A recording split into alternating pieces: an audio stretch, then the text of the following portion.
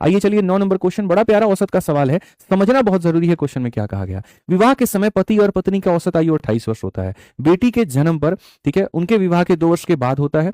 यदि परिवार के तीनों सदस्यों की वर्तमान की औसत आयु 24 है तो दंपति विवाह से कितने वर्ष पहले, ठीक है, दंपति का जो विवाह है वो कितने वर्ष पहले हुआ था।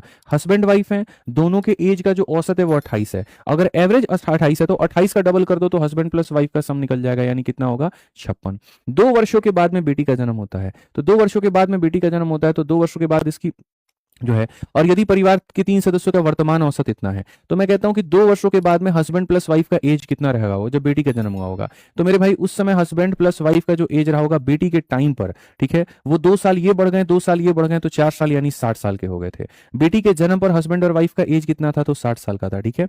अब कहा गया वर्तमान में तीनों का औसत यहां पर कितना है, तो 24 है। तो अगर हम देखेंगे तो हस्बैंड है, वाइफ है और साथ में डॉटर है, तो तीनों का जो औसत है वो 24 है, तो सम कितना होगा, 72। कितने का अंतर आया, 12 वर्ष का। 12 वर्ष का अंतर आया है यहां पर, यानी 4 वर्ष 4 वर्ष 4 वर्ष। तो बेटी कितने वर्ष की हो गई, तो 4 वर्ष की हो गई।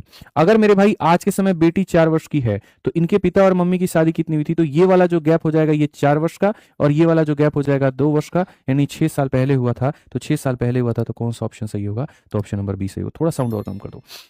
समझ में आ गया बात यहाँ पे कि आज के समय अगर देखोगे, देखो इसमें से इसको घटाओगे तो बेटी का मान खाली 12 ऐसे नहीं आएगा, मतलब होता क्या, ये H+4 W+4 और फिर यहाँ पर डॉटर का मान बराबर, तो यहाँ से डॉटर की वैल्यू तुम्हारी 4 साल आ जाएगी, यानी बेटी 4 साल के बाद में जन्म ली है और 2 साल पहले और विवाह हुआ था, यानी कुल मिलाकर के कितना साल, तो 6 साल। ठीक है, तो याद रखिएगा इस बात।